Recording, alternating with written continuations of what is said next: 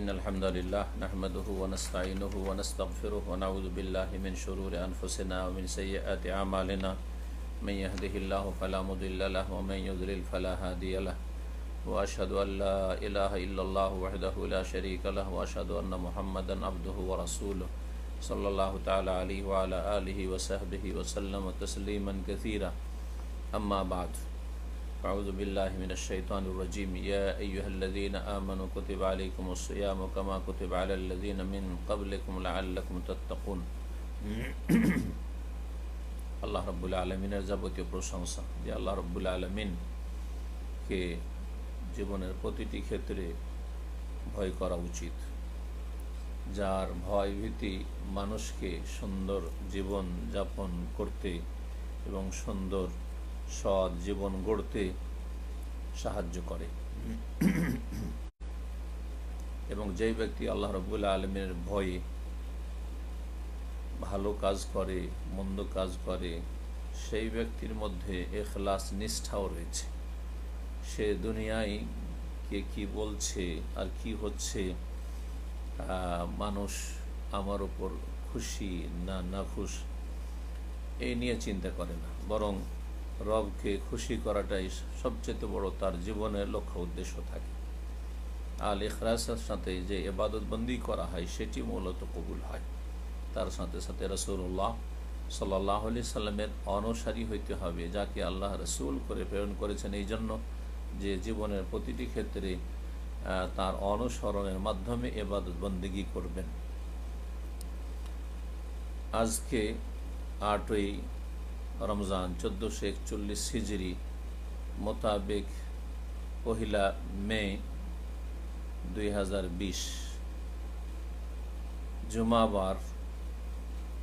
আজকে জুমার সময়ের পরে আমরা জুমার বদলে জোহরের সালাত আদায় করলাম। তারপরে আমাদের আলোচনার বিষয়বস্তু যেমন ধারাবাহিক চলে আসছে প্রতিদিন রমজান মাসে মাজালিসু শাহরি রমাদান ইবনে ওসাইমিন রহমতুল্লাহ আলাইহির প্রসিদ্ধ রমজান সিয়াম সংক্রান্ত কিতাব।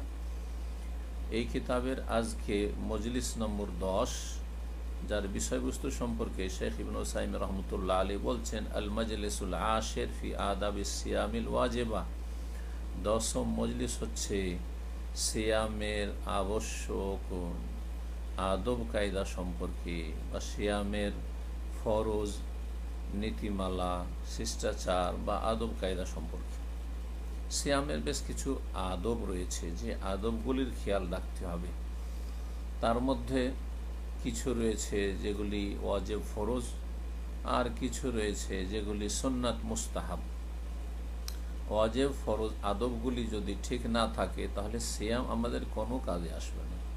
সিয়াম আমাদের হয় ভঙ্গই হয়ে যাবে, আর না হলে আমাদের সিয়াম কবুল হবে না, অথবা সিয়াম নামকে আসতে হবে, তার ফলাফল আমরা দুনিয়া আখেরাতে পাব না।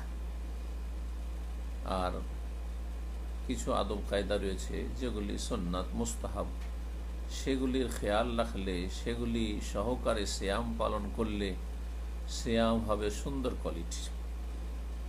আজকের আলোচনা ফরজ সিয়াম সংক্রান্ত আদব কায়দাগুলি। শেখ ইবনে ওসাইমিন রহমতুল্লাহ আলাইহি বলছেন যে ইখওয়ানি ভাইরা আমার, এলামু আন্না লিসিয়ামি আদাবান কাসীরা, সিয়ামের অনেকগুলি আদব কায়দা রয়েছে। লা ইয়াতিম্মু ইল্লা বিহা, সিয়াম পূর্ণতা লাভ করবে না যতক্ষণ পর্যন্ত সে আদবগুলি তাতে আপনার বিদ্যমান না থাকবে। ওয়ালা ইয়াকমুলু ইল্লা বিল কিয়ামে বিহা, আর সিয়াম কমপ্লিট হবে না যতক্ষণ পর্যন্ত সেগুলি আপনি সম্পাদন না করবেন, সে আদব কায়দাগুলি। ওয়াহি আলা কিসমাইনি, আর সে আদবগুলি হচ্ছে 2 ভাগে বিভক্ত। আদাবুন ওয়াজিবা, আবশ্যক আদব, লাবুদ্দা লিসাইমি মিন মুরাআতিহা, যেগুলি লক্ষ্য রাখা প্রত্যেক সিয়াম পালনকারী ব্যক্তির জন্য আবশ্যক। ওয়াল মুহাফাজাতে আলাইহা, এবং সেগুলির হেফাজত করা, সেগুলির সুরক্ষা করা প্রত্যেক সিয়াম পালনকারী রোজাদারের জন্য ওয়াজিব।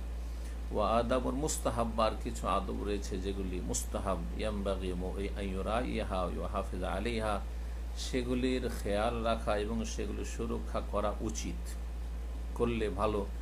এবং সিয়াম হবে সুন্দর, এবং সেই সিয়ামের সওয়াব আপনি পূর্ণ মাত্রায় পাবেন।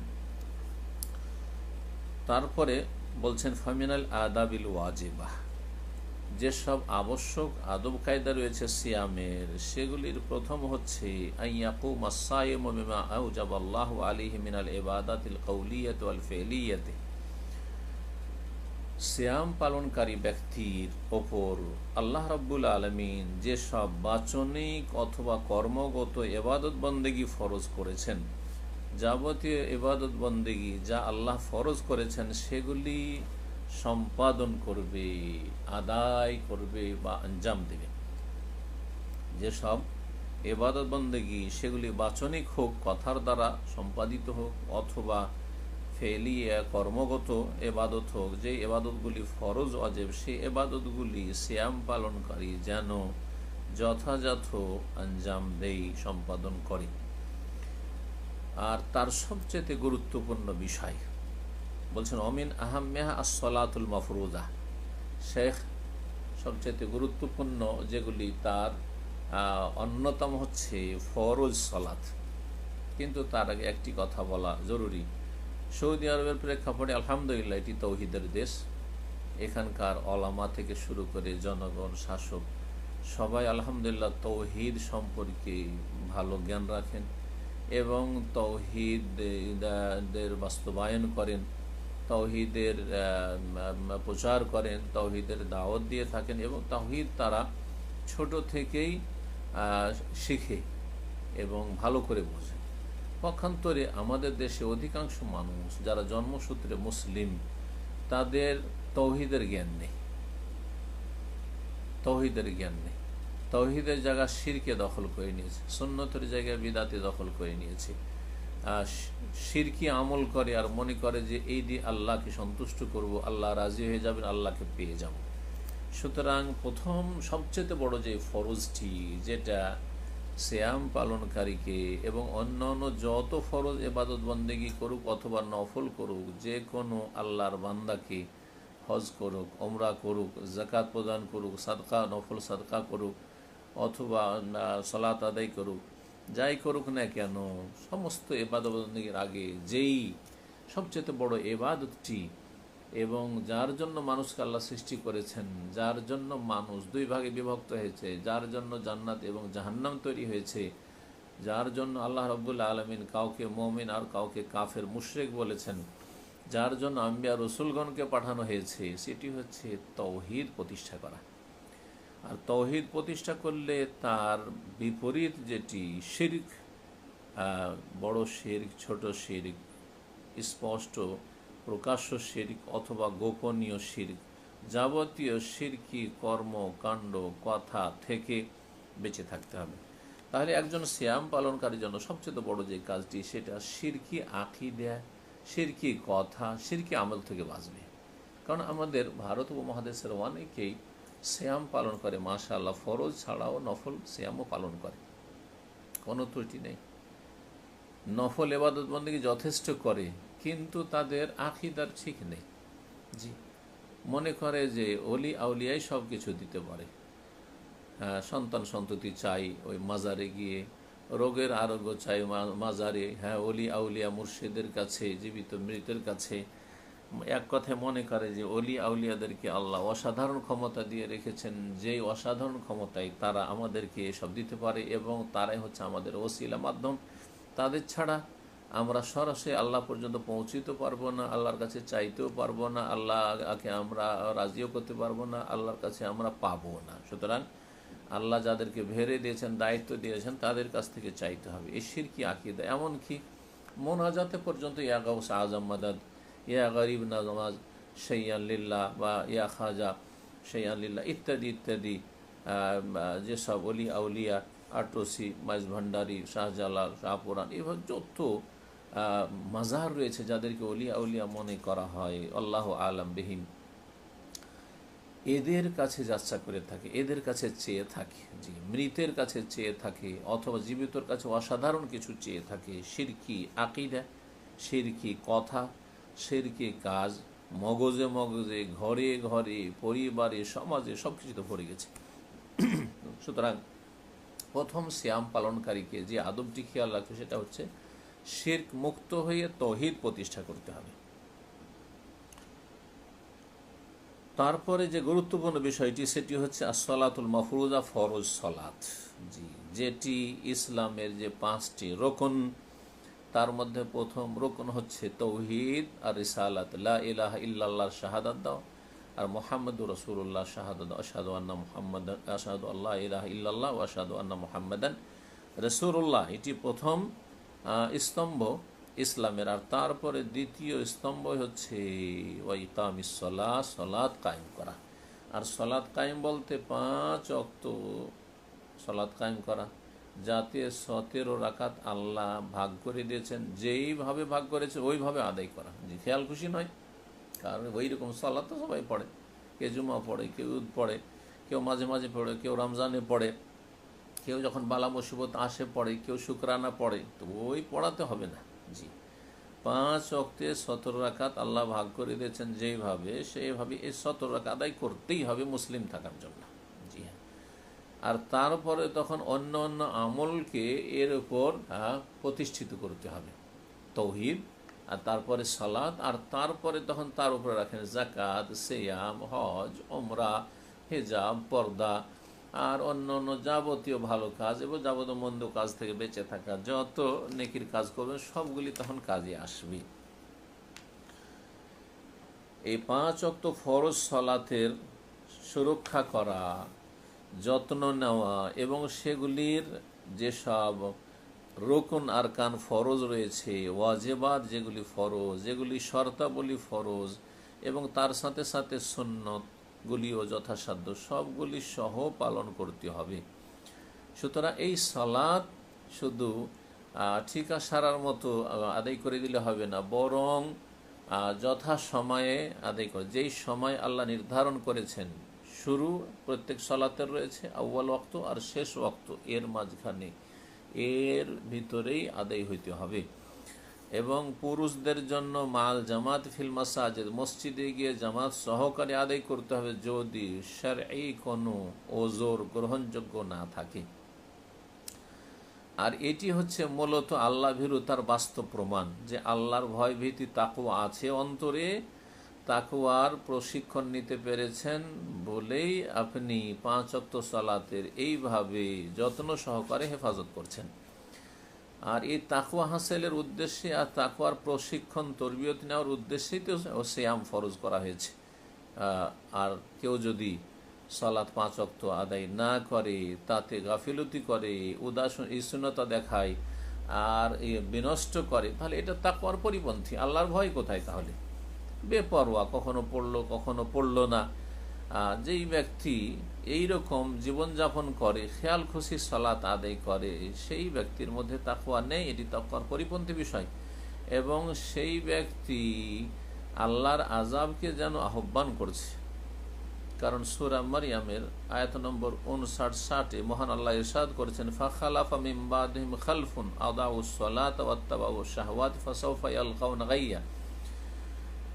পরবর্তীতে কিছু অসৎ লোকেরা আসবে, আদাউস সালাত, যারা সালাত বিনষ্ট করবে, ওয়াত্তাবাউশ শাহওয়াত, আর যারা কুপ্রবৃত্তির অনুসরণ করবে, মনের চাহিদা বাসনা পূরণ করবে, যা মন চাইবে তাই করবে, যা মন চাইবে তাই বলবে, জি, যেমন জীবনযাপন ইচ্ছা হবে তেমন জীবনযাপন করবে, আল্লাহ রাব্বুল আলামিন আদেশ নিষেধের পরোয়া করবে না, মনের পূজা করবে। ফাসাউফা ইয়ালকাউনা গাইয়া, নিশ্চিত শীঘ্রই তারা গাই নামক জাহান্নামের সম্মুখীন হবে।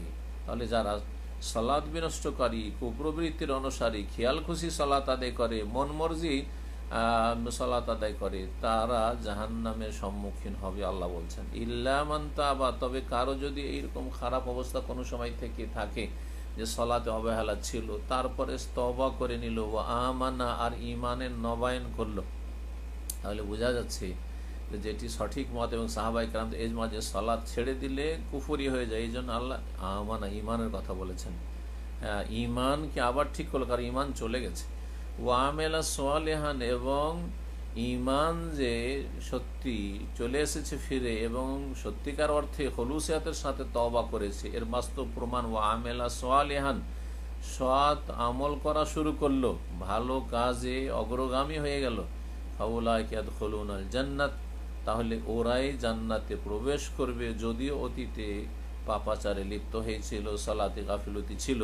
ওয়ালা ইউযলামুনা শাইআ, আর সামান্যতম তাদের ওপর জুলম করা হবে না, তাদের সাথে অবিচার করা হবে না।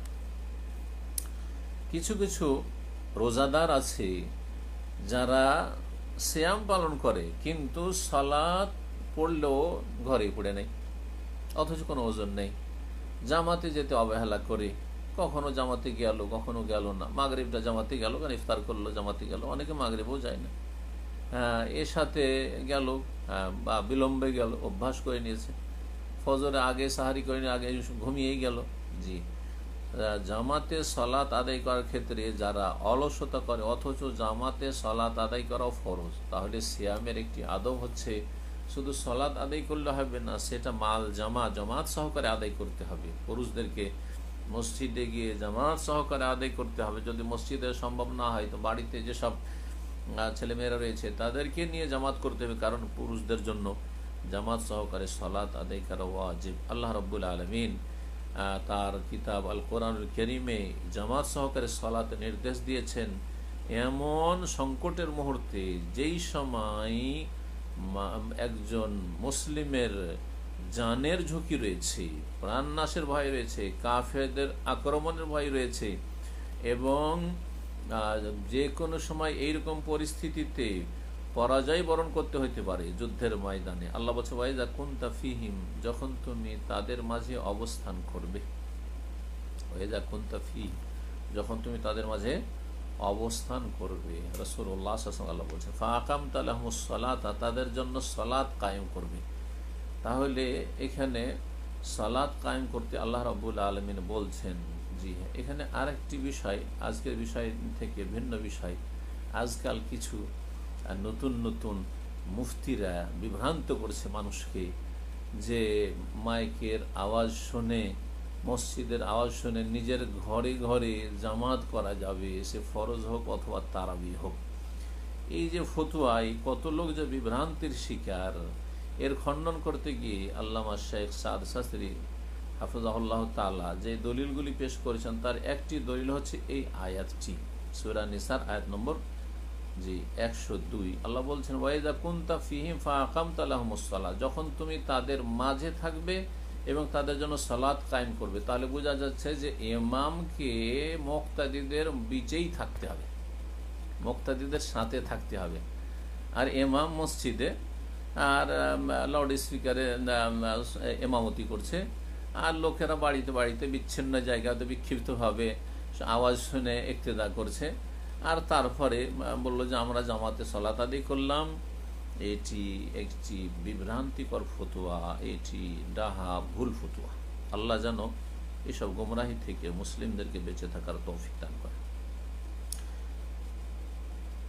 ফালতাকুম তায়ফাতুম মিনহুম মাক, আল্লাহ বলছেন যে হে নবী, তোমার সাথে যেন মুজাহিদিনদের এক দল দাঁড়ায়, তারা জামাতে। ওয়ালিয়া খুযু আসলিহাতুম, তারা নিজের অস্ত্র শস্ত্র যেন নিয়ে থাকে, মানে অস্ত্রে সুসজ্জিত থাকে। ফাইজা সাজাদু ফালিয়াকুন মিন ওয়ারাইকুম, সিজদায় থাকবে তোমাদের পেছনে। তারপরে বলছেন যে ওয়াল তাআতু তায়ফাতুন উখরা লাম ইউসাল্লু ফালিয়ুসাল্লু মাক, তারপরে এই দলকে যখন পড়িয়ে দিলে, বিভিন্ন তার তরিকা রয়েছে, কখনো 1 রাকাত বা 2 রাকাত পড়িয়ে দিলে, তারপরে আরেক দল যারা কাফেরদের সেনা দলের সামনে পাহারা দিচ্ছিল তারা আসবে। ওয়াল তাআতু তায়ফাতুন উখরা, দ্বিতীয় দলটি আসবে, লাম ইউসাল্লু, যারা এখনো সালাত আদায় করেনি, ফালিয়ুসাল্লু মাক, তারা তোমার সাথে কিছু অংশ সালাত আদায় করবে। ওয়ালিয়াখুযু হিযরাহুম ওয়া আসলিহাতুম, কিন্তু মনে রাখবে সালাত অবস্থাতেও সতর্কতা অবলম্বন করবে এবং অস্ত্রে সুসজ্জিত থাকবে। শেখ হোসেন রাহমাতুল্লাহ বলছেন ফামার আল্লাহ বিসসালাতি মাল জামা ফি হালিল কিতালি ওয়াল খাউফ, আল্লাহ রাব্বুল আলামিন জামাতে সালাত আদায় করতে বলছেন, অথচ যুদ্ধের অবস্থায়, ভয় ভীতির অবস্থায়, এই রকমের ভয়ঙ্কর পরিস্থিতিতেও যদি জামাতে আল্লাহ ছাড় না দেন, তাহলে আপনি বাড়িতে বসে থাকবেন আর ফরজ সালাত আদায় করে নেবেন আর বলবেন যে আমি তো সালাত ছাড়ি না, আমি সালাত আদায় করি। এইভাবে কবুল হবে না, এইভাবে চলবে না। আপনার যদি বদ অভ্যাস হয়ে যায় এবং আপনি গুনাহগার, ফরজ ত্যাগকারী, আপনি সিয়ামের আদব, ফরজ আদবকে নষ্ট করলেন। যদি ভয়ভীতির অবস্থায় জামাতে সলাতের নির্দেশ থাকে, তাহলে যখন মানুষ সুখে শান্তিতে বসবাস করছে, আয়েশ আরামের জীবনযাপন করছে, তখন এর গুরুত্ব কত বেশি বেড়ে যায়। আবু হুরায়রা রাদিয়াল্লাহু তাআলা আনহু থেকে বর্ণিত হাদিস রয়েছে, জনৈক অন্ধ ব্যক্তি, অর্থাৎ আব্দুল্লাহ বিন উম্মে মাকতুম ছিলেন তিনি, অন্য হাদিসে রয়েছে, এসে বললেন, ইয়া রাসূলুল্লাহ, লাইসা লি কায়দুন ইয়াকুদুনি আল মসজিদ, আমাকে মসজিদে নিয়ে যাওয়ার কেউ নেই, যে আমাকে টেনে ধরে নিয়ে যাবে কেউ নেই। ফারাখাসা লাহু, তাকে বলেন, ঠিক আছে, তোমাকে মসজিদে নিয়ে যাওয়ার কেউ নেই, তাহলে তোমার জন্য জামাত ছাড়ার অনুমতি রয়েছে। তাকে ছাড় দিলেন। ফাল্লামা ওয়াল্লা, তারপরে যখন লোকটি ফিরে চলে গেল, দাআহু রাসূলুল্লাহ সাল্লাল্লাহু আলাইহি ওয়াসাল্লাম, আবার ডাকলেন। আলবান ওয়াকাল হাল তাসমাউন নিদা বিস সালাত, তুমি কি সালাতের আজান শুনতে পাও? কালার নামে আজান শুনতে পাই মসজিদে। কালা ফাজিব, তাহলে আজানের ডাকে সাড়া দাও। আজানের আওয়াজ ফলো করে তুমি মসজিদে আসো, যদিও তোমাকে টেনে নিয়ে আসার কেউ নেই। রাহ মুসলিম, হাদিস সহিহ মুসলিমের। নবী সাল্লাল্লাহু আলাইহি ওয়াসাল্লাম একজন অন্ধ ব্যক্তিকে, যাকে মসজিদে নিয়ে যাওয়ার কেউ নেই, তাকেও জামাত পরিত্যাগ করার জন্য ছাড় দিলেন না। সুতরাং যেই ব্যক্তি সুস্থ সবল, সেই ব্যক্তি যদি জামাত ছাড়ে, তাহলে সেই ব্যক্তি সালাতের ফরজকে নষ্ট করলো এবং বহু কল্যাণ তার জন্য যে আল্লাহ প্রস্তুত রেখেছিলেন জামাতে মসজিদে, তা থেকে নিজেকে বঞ্চিত করলো। যেমন জামাতে সালাত আদায় করলে যে বহু গুণে বর্ধিত হয়, এই মর্মে বেশ কিছু হাদিস রয়েছে। তার মধ্যে আব্দুল্লাহ বিন উমর রাদিয়াল্লাহু তাআলা আনহুমার হাদিস সহিহ বুখারী এবং মুসলিমে রয়েছে, আন্না নবী সাল্লাল্লাহু আলাইহি ওয়াসাল্লাম কাল, নবী সাল্লাল্লাহু আলাইহি ওয়াসাল্লাম বলেছেন, সালাতুল জামাতে তাফদুল আলা সালাতিল ফজর বি 27 দারাজা, জামাতে সালাত আদায় করা একাকী সালাতের তুলনায় 27 গুণ বেশি মর্যাদা রাখে, 27 গুণ বেশি ফজিলত রাখে। তাহলে এক নেকির জায়গায় আপনি 27 নেকি পাচ্ছেন, তারপরেও আপনি আগ্রহী হচ্ছেন না। একজন মুসলিম কত হতভাগা যারা জামাতে অবহেলা করেন। পক্ষান্তরে টাকা পয়সার ক্ষেত্রে 1 টাকার জায়গায় যদি 2 টাকা পান, 1000 রিয়ালের জায়গায় 2000 বেতন পান, তো মাথা খারাপ হয়ে যাবে সেখানে যাওয়ার জন্য আপনার। আর 1000-এর জায়গায় যদি 27,000 হয়, তাহলে আর যদি এই রকমের চাকরি বাকরির সুযোগ সুবিধা ছুটে যায় যে 1000 বেতন থেকে একবারে ডাইরেক্ট লাভ দিয়ে 27,000-এর অফার পাচ্ছিলেন আর ছুটে গেল, তাহলে হার্ট অ্যাটাক করে মারা যাবেন, হাই হাই করতে করতে মারা যাবেন যে হাই রে কী করলাম, 27,000-এর বেতন আমার ছুটে গেল। তাহলে দুনিয়ার ক্ষেত্রে কত উদ্গ্রীব, কত মরিয়া, কত দুনিয়াকে কামড়ে ধরেছেন আজকাল অধিকাংশ মুসলিমরা, কাফিরদের কথা বাদ দেন। আর দিনের ক্ষেত্রে এত অনীহা কেন, সালাতের ক্ষেত্রে এত অভক্তি কেন? কেন নেকির প্রয়োজন নেই, আখিরাত সুন্দর করার কোনো প্রয়োজন নেই, জাহান্নামের আযাবের ভয় নেই, জান্নাতের ক্ষেত্রে অগ্রগামী নন, এই জন্য এরকমটা। যখন মানুষ ফরজ সালাতের জামাত ছেড়ে দেয়, তখন আল্লাহর আযাবের সে হকদার হয়ে যায় এবং সে মুনাফিকদের মতো আচরণ করে। এই মর্মে সহিহ বুখারী মুসলিমে আবু হুরায়রা রাদিয়াল্লাহু তাআলা আনহু থেকে বর্ণিত হাদিস রয়েছে, আন্না নবী সাল্লাল্লাহু আলাইহি ওয়াসাল্লাম কাল, নবী সাল্লাল্লাহু আলাইহি ওয়াসাল্লাম বলেছেন, আসকালুস সালাওয়াতি আলাল মুনাফিকিন সালাতুল ইশা ওয়া সালাতুল ফজর, সবচাইতে ভারী সালাত মুনাফিকদের ওপর এশার সালাত আর ফজরের সালাত। এশার সালাত অন্ধকারের কারণে ভারী ছিল, আর ফজরের সালাত ঘুমের চাপ থাকে সেই সময়, সেই জন্য ভারী ছিল মুনাফিকদের জন্য। এখনও গ্রামে গঞ্জে যেখানে বিদ্যুৎ নেই হয়তো, অথবা যেখানে বন জঙ্গল চারিদিকে রয়েছে আর মানুষ তাড়াতাড়ি করে ঘুমিয়ে যায়, যদি আজকালকার গ্রামের লোকেরাও পরিবর্তন হয়ে গেছে আগের চাইতে, যে কথাগুলি বলছি, তারপরেও তাড়াতাড়ি ঘুমিয়ে যেতে চায় অনেকে, যার ফলে এশার সালাতে মসজিদে আসা তাদেরকে খুব ভারী লাগে, ফজরে ভারী লাগে। আবার শহরের লোকের জন্য এশার সালাত হয়তো হালকা, কারণ অনেক রাত পর্যন্ত জেগে থাকে, কিন্তু ফজরের সালাত তাদের জন্য ভারী। জি, তাহলে শহরের মুনাফিককে চেনা যায় ফজরের সালাতে, আর গ্রামের মুনাফিকদের চেনা যায় এশার সালাতে, এবং ফজরের সালাতও চেনা যেতে পারে। জি, যারা জোহর পরে ঘুমায় আর তারপরে আসর মিস করে, আসরে জামাতে যায় না, তাদেরকে চেনা যায় যে এরা আর নেফাক থেকে মুক্ত আছে নাকি তাদের মধ্যে নেফাক রয়েছে। যদি আসরে জামাতে হাজির না হয় তো জানতে হবে যে তাদের মধ্যে নেফাক রয়েছে, কপটতা রয়েছে, মুনাফিকের লক্ষণ রয়েছে। আর যদি আসরের সালাত, এশার সালাত, ফজরের সালাতের জামাতের হেফাজত করে, বিশেষ করে এই সালাতগুলির সময় গাফিলতি মানুষের উপর থাকে, তো তাহলে মুনাফিকই মুক্ত হতে পারল। রাসূলুল্লাহ সাল্লাল্লাহু আলাইহি ওয়াসাল্লাম বলছেন, ওয়ালাউ ইয়ালামুনা মা ফীহিমা লা আতাউহুমা ওয়ালাউ হাবওয়ান।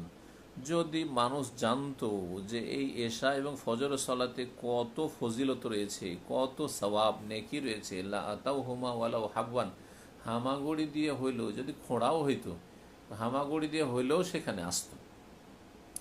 ওয়ালাকাদ হামামতু আন আমরা বিস-সালাতি ফাতুকাম। আর আমার মনে হচ্ছে, রাসূলুল্লাহ বলছেন, আমার মন চাইছে যে আমি সালাতের নির্দেশ দিই আর সালাতের একামত দেওয়া হোক।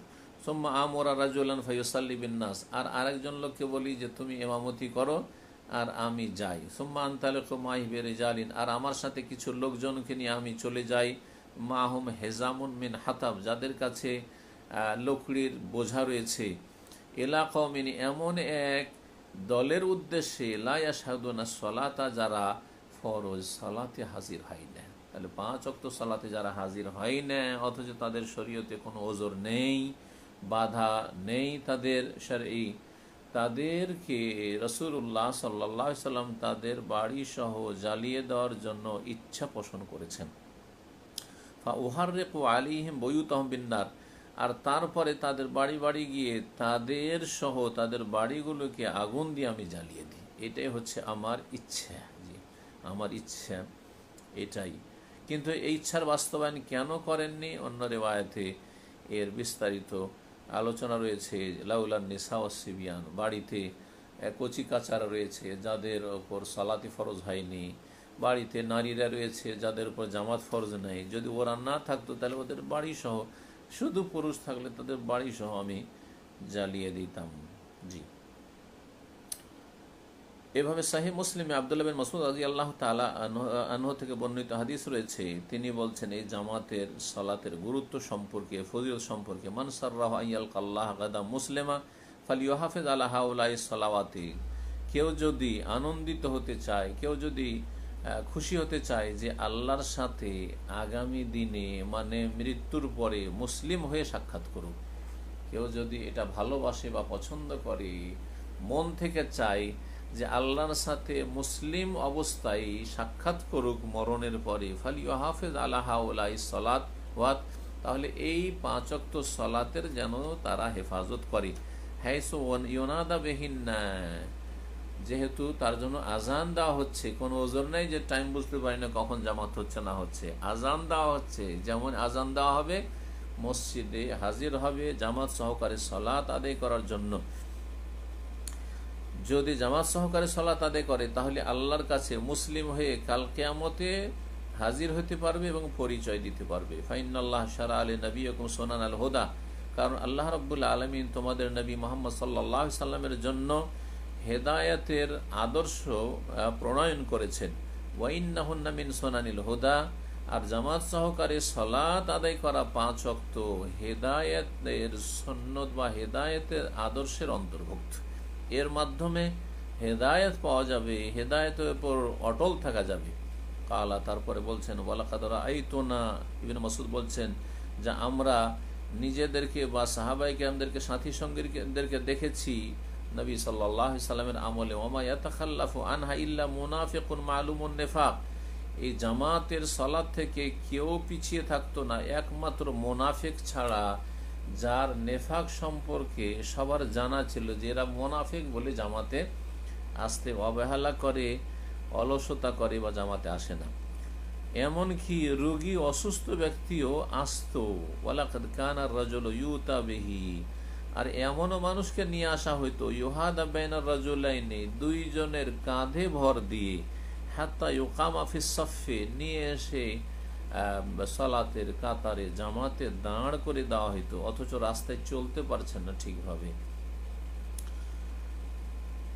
কিছু কিছু সিয়াম পালনকারীরা এমন আছে, শাইখুল ইসলাম রাহমাতুল্লাহ আলাইহি বলছেন, যারা শুধু জামাত ছাড়ে না, বরং ফরজ সালাতের সময় ঘুমিয়ে কাটিয়ে দেয়। এমনভাবে লম্বা সময় ধরে ঘুমাই যে জোহরের সময় চলে গেল, আসরের সময় চলে গেল, মাগরিব হয়ে গেল, আর দৌড় দিয়ে তখন উঠছে বা কেউ উঠাচ্ছে ইফতার করার জন্য। এইরকম অনেকে তো সিয়ামই পালন করে না। জি জি জি, বড়ই দুঃখের বিষয়। উম্মতে মুসলিমার দুর্দশার শেষ নেই, দিনই দুর্দশা, যার ফলে দুনিয়ার দুর্দশার শেষ নেই। আল্লাহ আমাদেরকে তার দিনের দিকে, তার কিতাবের দিকে, তার আদর্শের দিকে, তার ওহীর বিধানের দিকে ফিরে আসার তৌফিক দান করেন। আল্লাহ যেন আমাদের রহম করেন। এটা বড় একটি অন্যায় কাজ যে একজন মানুষ সিয়াম পালন করবে অথচ সালাতের সময়গুলিতে ঘুমিয়ে থেকে যাচ্ছে। ফজরের সময় ঘুমিয়ে থেকে গেল, সূর্য উঠে গেল, আপনার জোহরের সময় ঘুমিয়ে থেকে গেল, সকাল থেকে ঘুমাচ্ছে তো ঘুমাচ্ছে। এরকম অনেকে আছেন। অনেকে ইফতার করে মাগরিব পরে ঘুমিয়ে গেল, এশার সালাত গেল, তারাবি গেল, পরে উঠছে, এশার জামাত চলে গেছে। কেউ তারাবিতে গিয়ে লাগলো, কেউ সেটাও পেল না। না না, সব এরা বড় গুনাহগার, হতভাগা। এবং এরা হচ্ছে সালাওয়াত, এরা হচ্ছে সবচেয়ে বেশি সলাৎ বিনষ্টকারী। আল্লাহ যে সলাৎ বিনষ্টকারী জন্য জাহান্নাম বলেছেন, শাইখ রহমাতুল্লাহ বলছে এরা হচ্ছে সবচেয়ে বড় অন্যায়কারী, পাপী, এবং এরা হচ্ছে সলাৎ সবচেয়ে বেশি বিনষ্টকারী। এমনকি হাত্তা কালা কাসীরু মিনাল উলামা, যেই ফতোয়াটি আমি অনেক সময় নকল করে থাকি, অনেক উলামায়ে কেরামদের মত, তার মধ্যে ইমাম ইবনে তাইমিয়া রাহিমাহুল্লাহ বলেছেন, ইন্না মান আখারা সলাত আন ওয়াক্তিহা বিদুনি উযরিন শারঈন লাম তুকবাল ওয়া ইন সাল্লা মিয়াত মাররা। যেই ব্যক্তি শারঈ ওজর ছাড়া, শরীয়তে তার কোনো ওজর অজুহাত গ্রহণযোগ্য নেই, তারপরেও যদি সালাতকে তার সময় থেকে পিছিয়ে দেয়, সালাতের সময় পার হয়ে চলে গেল, কাজা করে দিল, লাম তুকবাল, তাহলে সেই সালাত পরে আদায় করলে কবুল হবে না। ওয়াইন সাল্লাম মিয়াতামারা, 100 বার আদায় করলে, শতবার আদায় করলেও কবুল হবে না। কারণ এই সালাতের যে স্থান ছিল, সময়কাল ছিল, সেটা পার হয়ে চলে গেছে। জি, লিকাউলিন নবী সাল্লাল্লাহু, কারণ নবী করিম সাল্লাল্লাহু আলাইহি ওয়াসাল্লাম বলেছেন, মান আমিলা আমালান লাইসা আলাইহি আমরুনা ফাহুয়া, কেউ যদি এমন কোনো আমল করে যেটা আমার আদর্শ নয়, তাহলে সেটা প্রত্যাখ্যাত। এমন আমল করলো, তাহলে এই ব্যক্তি সালাত আদায় করলো, কিন্তু লাইসা আলাইহি আমরু রাসূলিল্লাহ সাল্লাল্লাহু আলাইহি ওয়াসাল্লাম, রাসূলুল্লাহ সাল্লাল্লাহু আলাইহি ওয়াসাল্লাম আদর্শ এরকম নয় যে আপনি টাইম পার করে দিয়ে সালাত আদায় করবেন ইচ্ছাকৃত আর অবহেলা করে, অথচ শরীয়তে আপনাকে অনুমতি দেওয়া হয়নি, তাহলে ফাহুয়া, সেই ইবাদত প্রত্যাখ্যাত, সুতরাং সেই সালাত কবুল হবে না।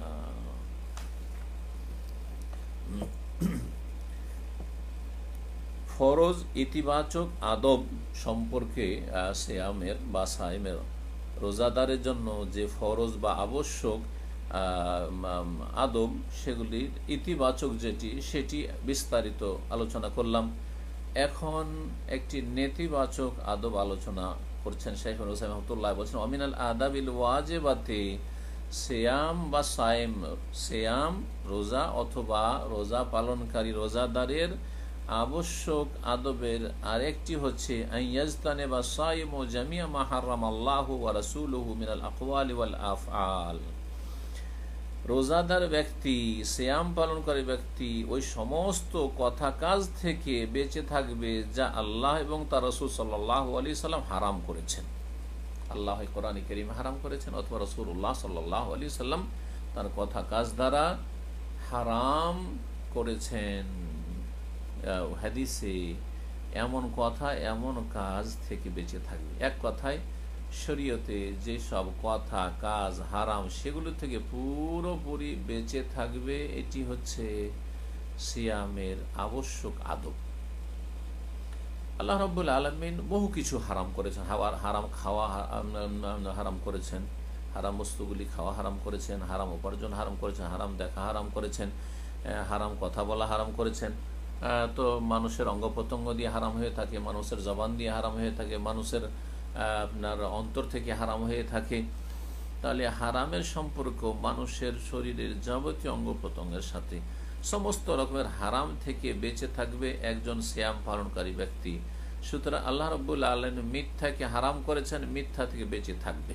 জি, ফায়াজিতানি বলে কাযিব, শেখ বলছেন, সুতরাং মিথ্যা থেকে বেঁচে থাকবে। জি, যেটা বাস্তব নয়, বাস্তব পরিপন্থী কোনো কথা বলা। আর মিথ্যার বিভিন্ন স্তর রয়েছে। সবচেয়ে বড় মহামিথ্যা হচ্ছে আল কাযিবু আলাল্লাহি ওয়া রাসূলি, আল্লাহ সম্পর্কে মিথ্যা কথা বলা বা আল্লাহ রসুল সাল্লাল্লাহু আলাইহি সাল্লাম সম্পর্কে মিথ্যা কথা বলা। সে আল্লাহ সম্পর্কে মিথ্যা কথা বলা মানে মিথ্যা অপবাদ দেওয়া হইতে পারে, অথবা আল্লাহর বিধান সম্পর্কে মিথ্যা কথা বলা হইতে পারে। আল্লাহ রসুল সাল্লাল্লাহু আলাইহি ওয়াসাল্লাম সম্পর্কে মিথ্যা কথা মানে আল্লাহ রসুল সাল্লাল্লাহু আলাইহি ওয়াসাল্লাম সম্পর্কে কোনো কথা বলতে গিয়ে অবাস্তব মিথ্যা কথা বলা হইতে পারে, অথবা আল্লাহ রসুল সাল্লাল্লাহু আলাইহি ওয়াসাল্লাম সম্পৃক্ত করে কোনো মিথ্যা রচনা করা হইতে পারে বা মিথ্যাকে সম্পৃক্ত করা হইতে পারে। আল্লাহ সম্পর্কে সবচেয়ে বড় মিথ্যা যে আল্লাহর শরীক আছে, আল্লাহ এক, আল্লাহ আহাদ। কিন্তু কেউ যদি বলে যে আল্লাহ তার বড় বড় ওলি আউলিয়াকে, গস কুতুবকে দায়িত্ব, তার কাজগুলি ভাগ বন্টন করে দিয়ে দিয়েছেন, তো এটি হচ্ছে সবচেয়ে বড় মিথ্যা আল্লাহ সম্পর্কে। ওমান আযলামু মিম্মান ইফতারা আলাল্লাহি কাযিবা, আল্লাহ বলছেন ওর চাইতে বড় জালেম আর পৃথিবীতে কেউ নেই যে আল্লাহ সম্পর্কে মিথ্যা কথা বলে। আল্লাহ সম্পর্কে অথবা আল্লাহ জাত সম্পর্কে, আল্লাহ সিফাত সম্পর্কে। আল্লাহ নিরাকার, আল্লাহর হাত নেই, আল্লাহর চোখ নেই, আল্লাহর চেহারা নেই, এইরকমই আল্লাহ রাব্বুল আলামিন পর্যন্ত পৌঁছাতে ওসিলা লাগে, আল্লাহ রাব্বুল আলামিন সম্পর্কে অবাস্তব এরকম কথা আজ যতগুলি হতে পারে। অথবা আল্লাহর দিন সম্পর্কে মিথ্যা কথা বলা, আল্লাহর দিন সম্পর্কে মিথ্যা কথা বলা, হালালকে হারাম করা, হারামকে হালাল করা, অথবা বিনা এলমে সঠিক জ্ঞান না রেখে ফতোয়া দেওয়া, যারা ফতোয়া দেওয়ার ক্ষেত্রে খুব মানে আগ্রহী যে মুফতি সাজার জন্য আর মানুষের প্রশ্ন উত্তর দেওয়ার জন্য, আল্লাহ এইসব থেকে হেফাজত করেন।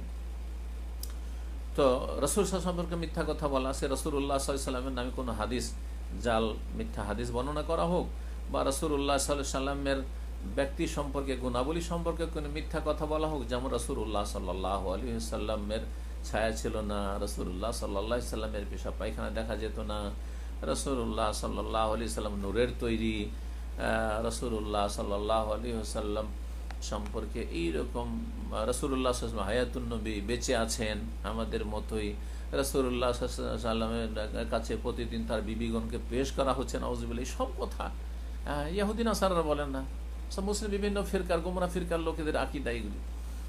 তো সবচেয়ে বড় মিথ্যা হচ্ছে আল্লাহ সম্পর্কে বা তার রাসূল সাল্লাল্লাহু আলাইহি ওয়াসাল্লাম সম্পর্কে মিথ্যা কথা বলা। জি, সেটা কোনো হারামকে হালাল করা হোক অথবা হালালকে হারাম করা হোক, সঠিক জ্ঞান ছাড়া, মানে কোরআন এবং হাদিসের দলিল ছাড়া। আল্লাহ রাব্বুল বলছেন ওয়ালা তাকুলু লিমা তাসফু আলসানাতুকুমুল কাযিব হাযা হালালুন হাযা হারাম, তোমরা তোমাদের জবানে যা আসে তাই বলে দিবে, মিথ্যা কথা বলবে যে হাযা হালাল হাযা হারাম, খেয়াল খুশি বলবে যে এটা হালাল এটা হারাম। লিতাফতারু আলাল্লাহিল কাযিব, আল্লাহ সম্পর্কে মিথ্যা রচনা করার উদ্দেশ্যে। ইন্নাল্লাযিনা ইফতারুনা আলাল্লাহিল কাযিবা লা ইফলাহুন, যারা আল্লাহ সম্পর্কে মিথ্যা রচনা করে তারা কখনো সফল হবে না। মাতাউন কালিল, অল্প সময়ের খুব ভোগ বিলাস আর সম্মান আর পীর মুরিদের ব্যবসা আর পার্থিব জাকজমক এগুলো চলবে। ওয়ালাহুম আযাবুন আলীম, তাদের জন্য মর্মান্তিক আযাব, শাস্তি রয়েছে।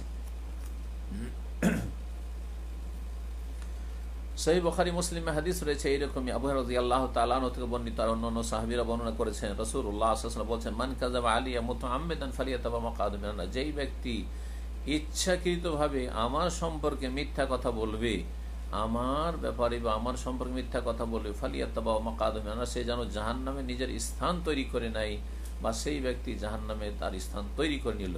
নবী সাল্লাল্লাহু আলাইহি ওয়াসাল্লাম মিথ্যা কথা বলা থেকে সর্বস্তরে সতর্ক সাবধান করেছেন। মানুষের সাথে মিথ্যা কথা বলা, আদান প্রদানে, ব্যবসা বাণিজ্যে মিথ্যা কথা বলা, কাজকর্মের ক্ষেত্রে মিথ্যা কথা বলা, পারিবারিক ক্ষেত্রে মিথ্যা কথা বলা, সমাজে মিথ্যা কথা বলা, যে কোনো ব্যক্তির সাথে মিথ্যা আচরণ করা।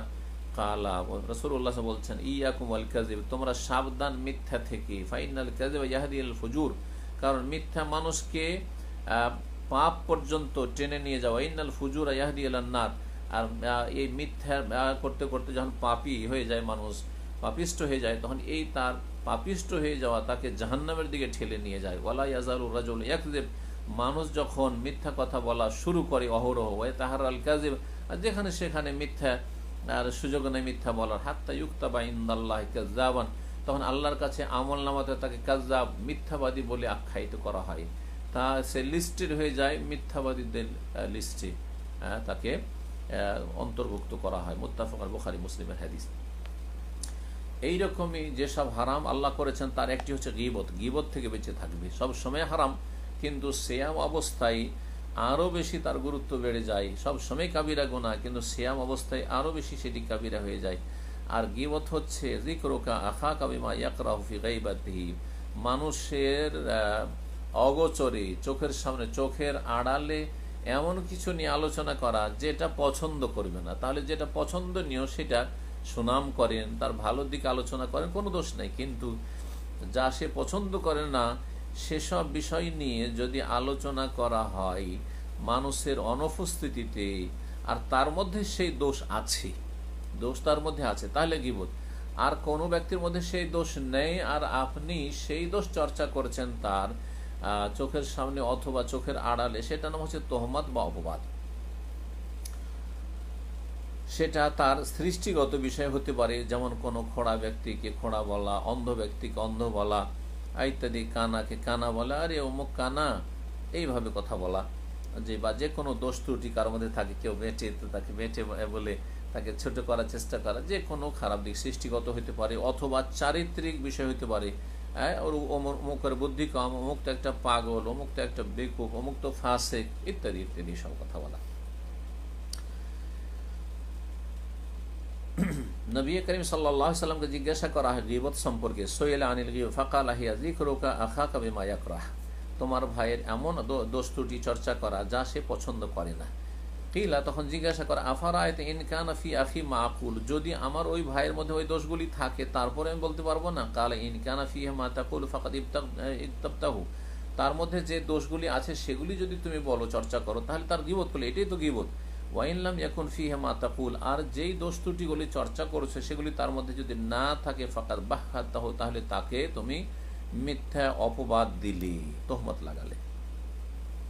কোরআন কারীম আল্লাহ রাব্বুল আলামিন গীবত থেকে নিষেধ করেছেন এবং গীবতকে মৃত ভাইয়ের গোশত খাওয়ার সাথে তুলনা করেছেন, যাতে করে মানুষের অন্তরে ঘৃণা হয় যে এইরকম ঘৃণিত কাজ করব না। কিন্তু কোন গীবত? যেই গীবত করে আপনার তার সংশোধন নেই, ব্যক্তি জীবনে দোষ ত্রুটি চর্চা করে তাকে ছোট করতে চাইছেন, কিন্তু তার মধ্যে এমন কোনো দোষ থাকে যে দোষের কারণে অন্য কেউ বিভ্রান্ত হবে বা অন্য কেউ ফেঁসে যাবে, অন্য কেউ ক্ষতিগ্রস্ত হয়ে যাবে, তাহলে সতর্ক সাবধান অবশ্যই করতে হবে।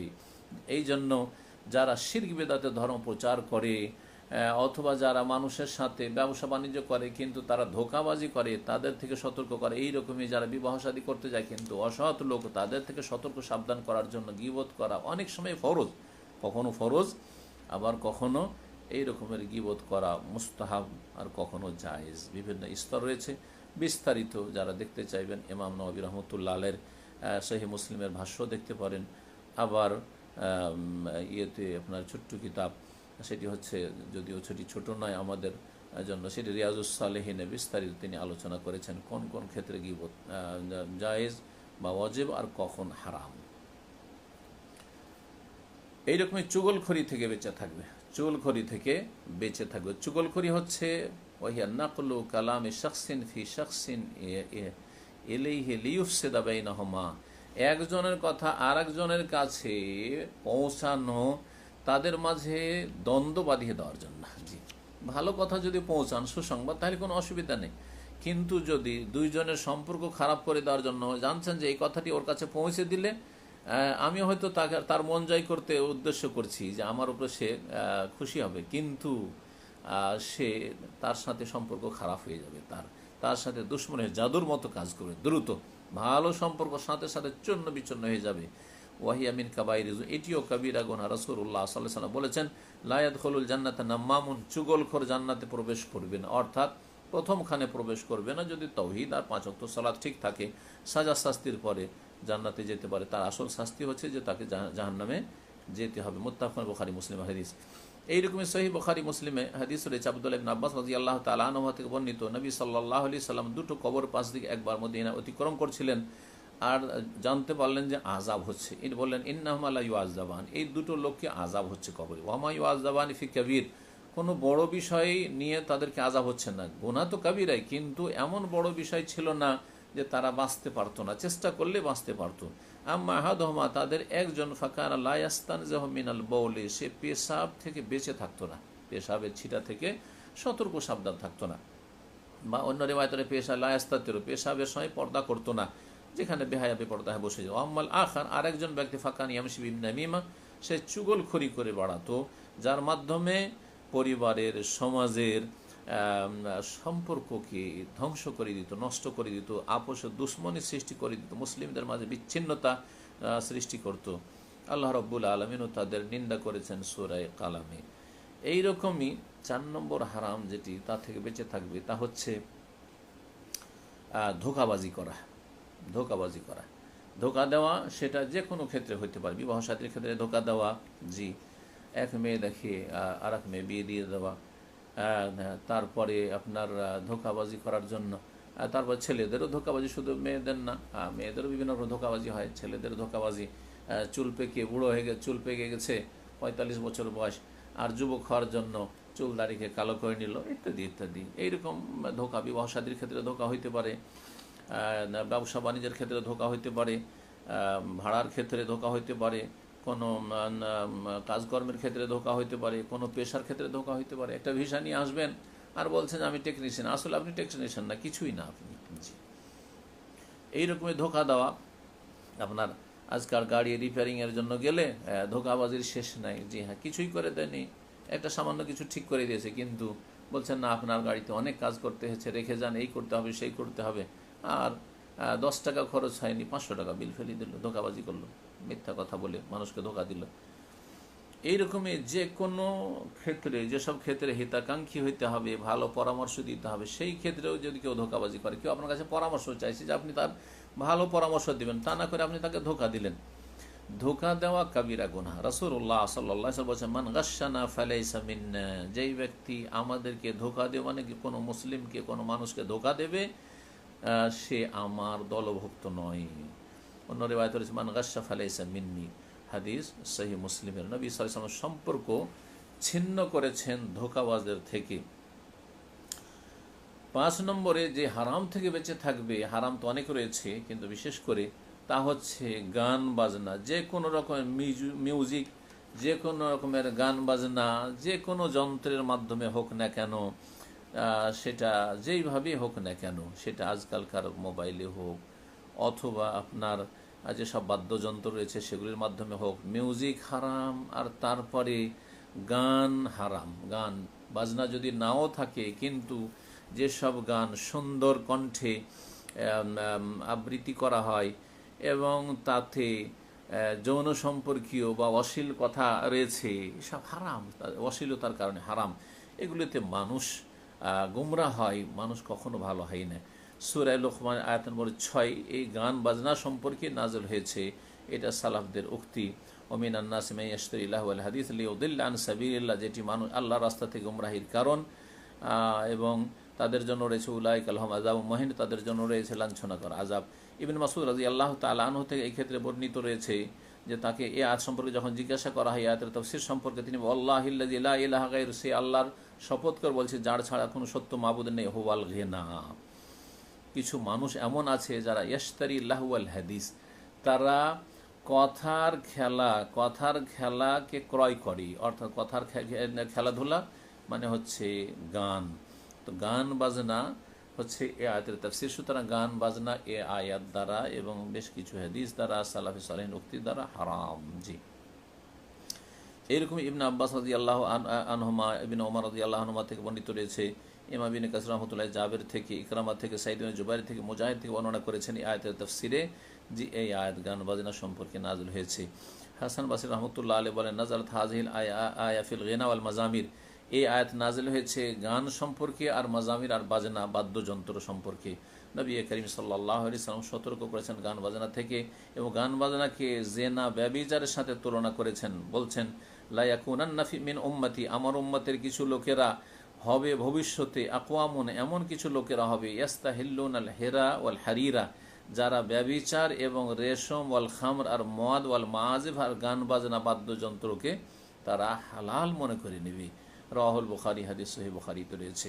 সুতরাং আল্লাহ রব্বুল আলামিন যেন আমাদেরকে সমস্ত রকমের পাপাচার থেকে সব অবস্থায় বেঁচে থাকার তৌফিক দান করেন, আর বিশেষভাবে সিয়াম অবস্থায় সিয়াম ভঙ্গকারী বিষয় থেকে যেমন বেঁচে থাকার আল্লাহ তৌফিক দান করেন, তেমনি সিয়ামকে দুর্বলকারী, সিয়ামে যেগুলি ঘাটতি করে দেয়, সিয়ামকে একেবারে কমজোর করে দেয়, সিয়ামকে একেবারে অকেজো বানিয়ে দেয়, সিয়াম কোনো কাজেরই থাকে না, সেসব কথা কাজ আচরণ থেকে আমাদেরকে বেঁচে থাকার তৌফিক দান করেন। এইরকম অনেক পাপ রয়েছে, অন্তরের পর অন্তরের পাপ হচ্ছে হিংসা, বিদ্বেষ, শত্রুতা, আর কারো ক্ষতি হোক, এইরকম কিছু অন্তরের বহু পাপ রয়েছে। এই সমস্ত পাপ থেকে অন্তরকে পাক রাখতে হবে সবসময়, আর বিশেষ করে সিয়ামের অবস্থায় এই আদবের খেয়াল রাখতে হবে।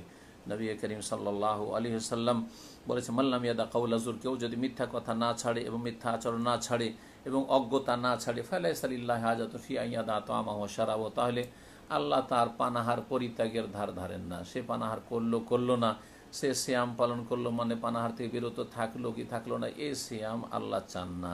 জাবের রাদিয়াল্লাহু তাআলা আনহু থেকে বর্ণিত রয়েছে, ইজা সুমতা ফালিয়াসুম সামউকা ওয়া বাসারুকা ওয়া লিসানুকা আনিল কাযিব ওয়াল মাহারিম, যখন তুমি সিয়াম পালন করবে, রোজা রাখবে, তখন তোমার কান, তোমার চোখ, তোমার জবান যেন মিথ্যা থেকে, হারাম কথা কাজ থেকে বিরত থাকে। ওয়াদা আনকা আজাল জার, এবং প্রতিবেশীকে কষ্ট দেওয়া থেকে তুমি বেঁচে থাকো, প্রতিবেশীকে কষ্ট দিও না।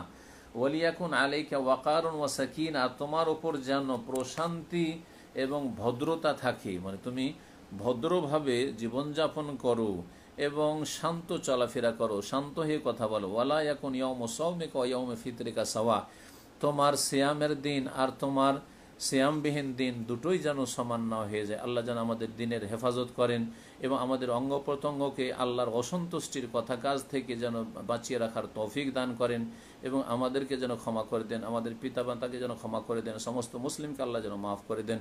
বিরহমাতিকা ইয়া আরহামার রাহিমিন। ওয়া সাল্লাল্লাহু ওয়া সাল্লাম আলা নবিয়িনা মুহাম্মদ ওয়া আলা আলিহি ওয়া সাহবিহি আজমাইন।